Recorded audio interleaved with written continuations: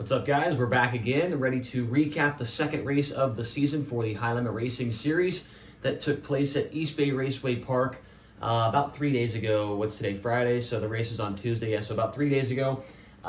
We reviewed the first race yesterday. There were 56 cars for that one, and for the second portion of the show, there was 58 cars. We did gain 2, that being Aiden Schmidt, and the other one was Jason Blond. So 58 cars showed up for the second race of the season for High Limit. And so let's get right into it. Real quick, if you haven't seen one of these before, what we're doing here is looking at the results and talking about things that happened throughout the night and capping it off like that. So the blue writing on the board, that represents a driver that is full-time with the series or a high roller. The black is a driver that is not a full-time competitor with the series. So let's get right into it. Flight A qualifying. So obviously with 58 cars, you're going to have to split the qualifying in 2 flights. And, well, actually, let me back up real quick. So we reviewed yesterday the drivers that were, that finished right here in the A main event results. The top 4, due to the high limit rule book and the new rule they put in place, if you race at the same racetrack 2 nights in a row in 1 week, the top 4 finishers in the A main do not have to qualify. They will automatically be seeded into the 4th position for the heat races, which we will talk about here in just a moment. We'll want to mention that. If you don't see one of those those main guys up there in qualifying, that's because they don't have to qualify. So Flight A, it was Zeb Wise being quickest overall at a 12.229, followed by Brent Marks, Tyler Courtney, Dominic Scelzi, who, if you did not know, is racing, subbing in for James McFadden in the Roth Motorsports 83. That is why Scelzi's name is in blue. That car is full-time with High Limit. Casey Kane, 5th. Rico Abreu, 6th. Good qualifying effort there for Eric Riggins Jr. Corey Eliason, great qualifying effort as well for Sterling Kling. I mentioned him in yesterday's video. And Ryan Timms completed the top 10 in Flight A. Flight B, the times definitely fell off quite a bit. Spencer Baston was quickest with a 12.554, so over 0.3 of a second slower than what we saw in Flight A. Sam Hafertepe Jr., 2nd. Austin McCarl. Great qualifying effort for Danny Sams, the 3rd. Jacob Allen, Corey Day, Devin Borden, Anthony Macri, and then Aaron Reitzel and Dylan Norris rounded out the top 10 in Flight B qualifying. And the reason for the times being so much different, in order to save time and make things go a little bit faster, we actually hot lapped and qualified Flight A, and we did all that before we then hot lapped and qualified back-to-back Flight B. So that's probably why the times were so much different. Now, before we get into let's go right into the heat races, actually. So heat race number 1, the finishing order. Oh, and also the green writing is where they started at in that particular race. So Tyler Courtney got the win in heat race number 1 after starting in 2nd. Zeb Wise was on the pole, but he ended up finishing in 2nd. Yeah, Courtney won. He started from 2nd. Zeb Wise finished 2nd after starting on the pole. Casey Kane was 3rd. Kyle Larson was 4th, and so he's the first driver we see that was not in these qualifying flights. He automatically started 4th, and due to him finishing inside the top 5, he automatically went to the dash along with Tyler Courtney for the heat race win. Eric Riggins Jr., great night, continued on. He was able to transfer in straight through the heat race, followed by Dale Howard, Sterling Kling, Chris Martin, Christopher Traum, and Brendan Mullen round out the top 10 in heat race number 1. Heat race number 2, Brent Marks got the win from the pole. Behind him, Dominic Scelzi held on from 2nd to finish in 2nd. Rico Abreu was 3rd. Ryan Timms from 6th up to 4th. And how about Connor Morell from out of nowhere in this one, from 10th to 5th to put it straight into the show for the driver out of Bradenton, Florida. That was pretty cool to see. The biggest story, however, in heat race number 2 was Tanner Thorson. He finished 3rd in the first feature of the day there, and he was, as long as he ran top 5, he was going to be in the dash. He was in the same situation as Larson. He started 4th in the heat race, but just no speed. And from what I heard later on, it sounded like there was some damage to the rear end of that car from the first feature. If you aren't aware, we had to run 2 features in 1 day, and there was only an hour break in between the 2 shows. And so I guess there was some damage from the first race in the rear end for Tanner Thorson. Was not able to hang on to the top 5. He actually had to go to the B main after basically having the automatic dash spot if he would have finished in the top 5. Danny Dietrich struggled there in that heat race. He finished 7th. Also struggling, Brenham Crouch and Corey Eliason. And then Aiden Schmidt round out the top 10 in heat race number 2. Heat race number 3 was Spencer Baston winning from the pole. Jacob Allen would finish second from third. Austin McCarl, he finished third from second. Justin Peck had a tough qualifying effort, but he made up for it in the heat race. He went from 7th to 4th. And then Cole Macedo in the same boat as Larson and Thorson. He started 4th, ended up 5th, so he would automatically go to the dash. So Macedo goes to the dash along with Baston. Heat race number 2, the dash cars actually were Brent Marks and Dominic Scelzi. With the way the format works, if that guy that was the highest seeded guy, like Tanner Thorson, was supposed to start 4th, he doesn't transfer. It then defaults to 1st and 2nd place finishers in the heat race. So yeah, that's what was going on there. Heat race number 4, or let me finish out heat race number 3. So Cole Macedo was 5th, and then Aaron Reitzel, Tim Schaefer, Devin Borden, Riley Goodnow, and Reese Nowatarski round out the top 10 in heat race number 3. So heat number 4, and this is the first time, so a night of first, we saw Thorson go from 5th to outside the transfer, and in this one, we see Brad Sweet go from 4th as the highest seeded car in that group to the win, meaning that later on in the dash draw, Brad Sweet would get the number 1 pill from the dash draw. That's something that we knew that was going to happen at some point in the season. I didn't think it would happen in the first 2 races. So Brad Sweet drives from 4th to the win and automatically gets himself that pole position for the dash. Corey Day would finish in 2nd. Chris Windham from 8th to 3rd in the heat race, and you could tell there were some decent cars in this one, so a good run for Windham. Good run as well for Danny Sams. He started 2nd but ended up 4th, and for one of the Florida natives, that was a good run for him to put it straight into the show. He finishes 4th. Anthony McRae finishes in 5th.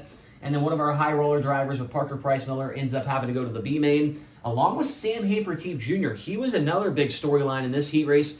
He started on the pole and just had a really bad start. And after that, he got put in some really bad positions. He goes from the pole to finish 7th. You don't see that very often in 410 wing sprint car racing in a heat race. Liam Martin finished up in 8th, then Dylan Norris and Lance Moss completed the top 10 in the final heat race of the night. Moving over to the C main, it was Brendan Mullen getting the win and transferring to the B main along with Lance Moss. As you could tell behind them, guys that did not make it and their night came to an end. Reese Nowatarski, Brian Gossel, Ryan Turner, Aiden Schmidt, Keith Sheffer, Gage Polkerbeck, Andy Pake, and Stephen Kaisemore.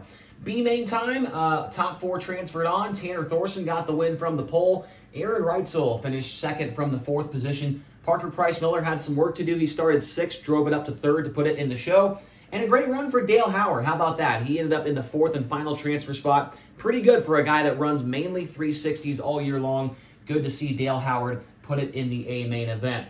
Sam Hafertepe Jr. and Danny Dietrich and Tim Schaefer, all 3 of those guys missing the show just goes to show how tough the competition was with this high limit race with 58 cars on the property. Those 3 guys have a lot of wins to their credit, and they did not put it in the main event. Behind them, it was Chris Martin, Devin Borden, and Brendan Mullen in the top 10 for the B main. Now on to the dash. Wherever they finish in that dash is where they will start for the feature event. Brad Sweet would get the win from the pole. Tyler Courtney drove from 4th up to 2nd. Dominic Scelzi finished in 3rd. Spencer Baston, Kyle Larson, Corey Day, Brent Marks, and Cole Macedo round out the field in the dash. So going into the feature event, man oh man was this racetrack in really good shape. Once again, I cannot believe how good they did at East Bay. I'm not kidding you. They got the track prepared after the first feature in a little bit over an hour, and immediately cars were back on the racetrack, and it was absolutely perfect. It might have been better than the first race, to be completely honest with you. I thought the track was great.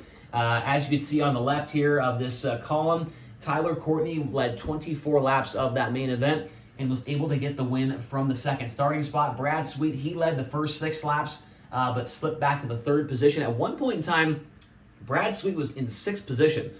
He started on the pole and at one point was way back in 6th, and that's why he's got a question mark next to his name there, because he started on the front row of both main events and went backwards. That does not happen very often for the 5-time World of Outlaws champion.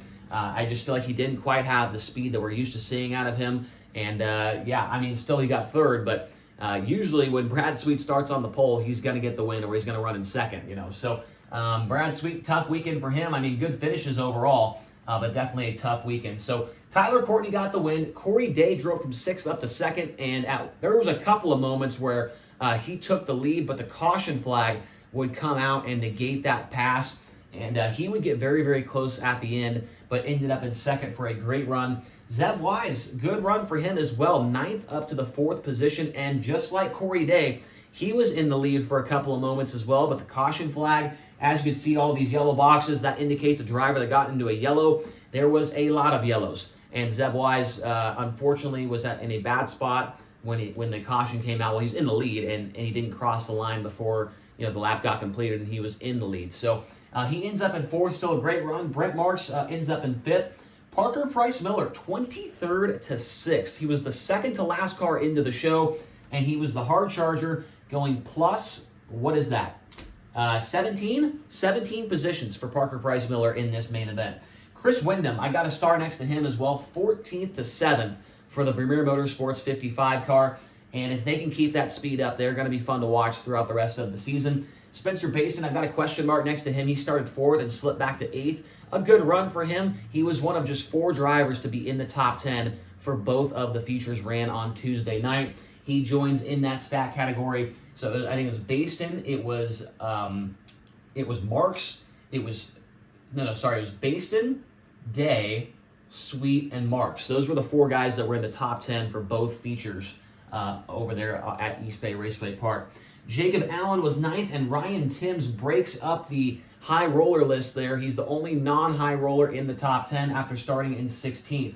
Tanner Thorson was very close to that hard charger award as he went plus 10. He started 21st, got up to 11th, and he was very close to joining those guys as being the only drivers that finished top 10 both nights. He finishes on 11th, and he, I think, turned a lot of heads this week and showed that those guys do have the speed to contend on a nightly basis.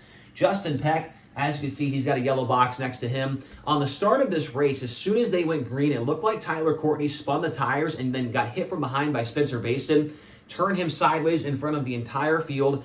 Kyle Larson gets collected. Justin Peck and Connor Morrell all get into it.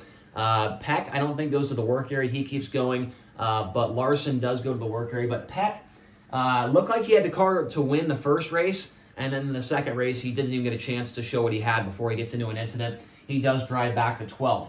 Dominic Scelzi, he got hit by Corey Day on the first lap and did a 360, knocked the nose wing off, and so he had to go to the work area midway through the race, was still able to come back to 13th. Still a solid run. I think he was 12th and 13th the 2 nights there at East Bay, and probably would have had a better run. He started in the 3rd position, and he just got, wrong place, wrong time, him and Corey Day getting together. So Scelzi ends up 13th. Casey Kane got into a couple wrecks. He ends up in 14th. Anthony Macri was another good show in this one. At one point in time, Macri, after starting in 20th, was up to 4th place and was closing in on the top 3. Him and Brent Marks late in the race were battling. Marks came down to run the bottom, and he didn't see Macri there. And Marks' right rear clipped Macri's right, or left rear clipped Macri's right front and spun him into the infield, and he had to go to the back. Ended up in 15th. Austin McCarl, 16th. And here's another interesting storyline. Rico Abreu and Corey Eliason crashing pretty big there, coming to the checkered flag. At one point in time, Rico, was looking straight down at the racetrack after getting into it with Zeb Wise in the top 5. I mean, his rear end was as high as the fence, and he was doing one of these like stoppy type things and put it back down, kept going. But then, going into the final quarter of the race, going to the checkered flag, he throws a big slider on Zeb Wise, doesn't clear him all the way, and just barely clips Zeb's nose, and it sends Rico head on the wall off of turn number 4. He flips. When he's coming back down to land, Corey Eliason's coming off of 4, doesn't see him in time, slows down, but gets into him, and they both flip, and so they end up in 17th and in 18th.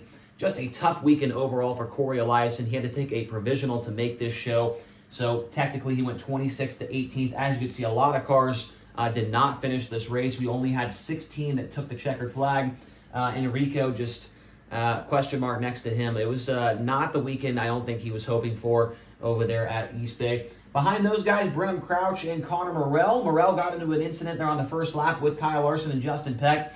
Danny Sams, he got into an incident with Casey Kane when Kane spun by himself. Then you had Cole Macedo. He had a incident where his car broke. He had to pull into the infield.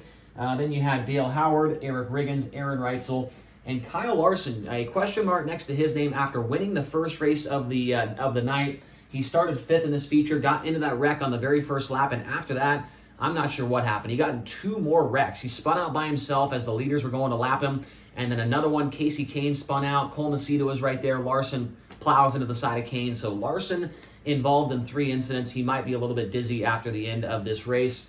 But that's the end right there. We got 26 starters. Courtney gets the win. So your winners of the first 2 races with high limit, Kyle Larson and Tyler Courtney. Unfortunately, don't have enough room to put the points on the board, but that will be added eventually when there's not 58 cars that show up for a race and I have some more room on the board. So hope you guys enjoyed this video, a little bit of a recap, showing the results, talking about what happened in the race. Hope you enjoyed it, and I'm not sure what's next. I might do a power rankings video for the full-time high rollers, not sure. Definitely going to be having a video coming out here in the next couple of days, previewing Golden Isles, waiting to see who's going to show up to that race. Sounds like we're going to have around 30 cars maybe in that one. So thank you guys for the support here, and we will see you in the next video.